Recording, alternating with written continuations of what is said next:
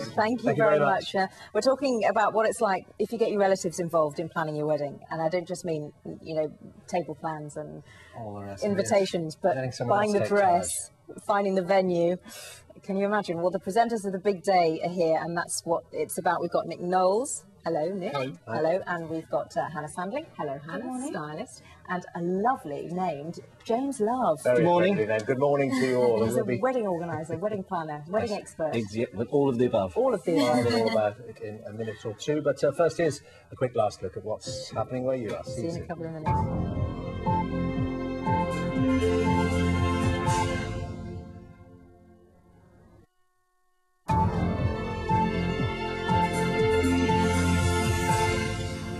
Welcome back. If you've ever organised your own wedding, then you'll know just how much thought and effort goes into making the big day just perfect. But imagine handing over all that responsibility to friends and family to organise everything for you in just 1 week. Flowers, frocks...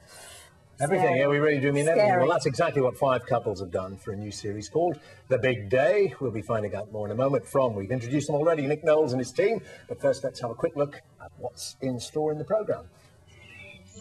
6 days ago, we brought together 2 families. The families of a young couple desperate to get married, only nothing had been organised. Photographer's cake, you've got to get favours, decorations, what else? We don't even know where it's going to be. And it's been a very emotional week. I love it. Oh, sweetheart. I think it's a shame we won't be here. But there have been some huge laughs as well. As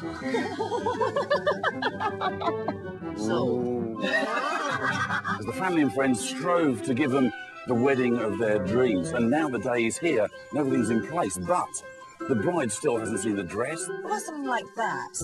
Absolutely not. Why? The flowers, Oh, it's not, the venue. It stinks. Have the family and friends managed to pull it off? Sylvia absolutely does not like the chairs. And like a roadside tappy, to be honest. You're about to find out.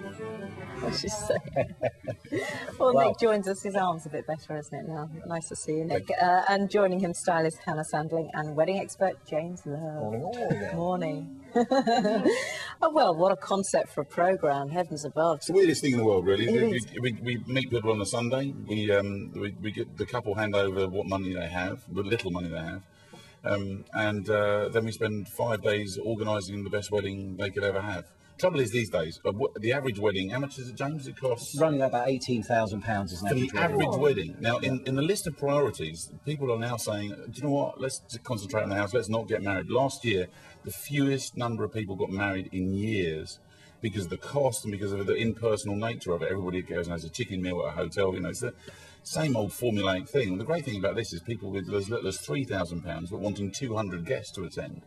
We have to come up with the families of a creative way of making that work and come in on budget. So use their money, but you have to spread it. And their families have to come up with all these great ideas, beg, steal, borrow, create something that's more personal, and you end up with a much more personal thing, and their wedding days are fantastic. And it just shows you don't need a massive great budget for something to look stylish. And you know, because we're using like £3,000, £4,000, £5,000, it does inspire creativity. So you have to go around things in a really artistic way.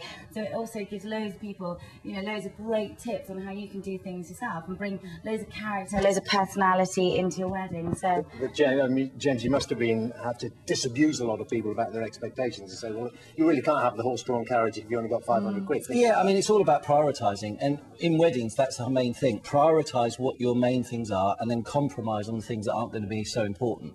But stick to your guns with the most important things. Like a couple of our brides, you know, they wanted maybe the horse-drawn carriage or they wanted that special designer dress or however it worked. And that's what we stuck to. We had to tether Hannah in because she was kept spending all the budget. I know, they just have to keep saying, right, watch out, because I was thinking, oh, good, £2,000 on a wedding dress, and in fact, I think most of the wedding dresses probably cost us about 50 quid. Yeah, I mean, let's have a look at some of your skills in action.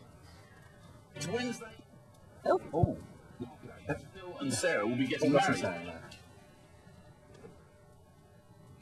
We can talk you over this if you like. Yeah, well, Yeah, let's go and talk us over. That's a village hall. We're just seeing sinks and village halls. Yes.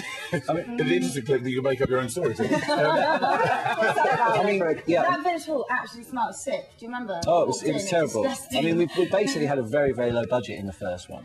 you know, we turned up and all of a sudden, you know, we've got, I think it was £5,000 we had to spend. Well, it's £5,000, but the key thing is to below Village Hall. Can you turn a Village Hall into the couple were croupiers and a nightclub? So we went with the croupier theme, and there was another one where they wanted an ice wedding, and we went with an ice wedding theme, and it's amazing. Well, this is the couple. This is the looming behind them. Look at her face. Yeah, so looming is the correct word at that stage. Yes, but that's what it ended up looking like. This That's is lovely. And that's the Village Hall we saw. That is the Village Hall. That's the So transformation.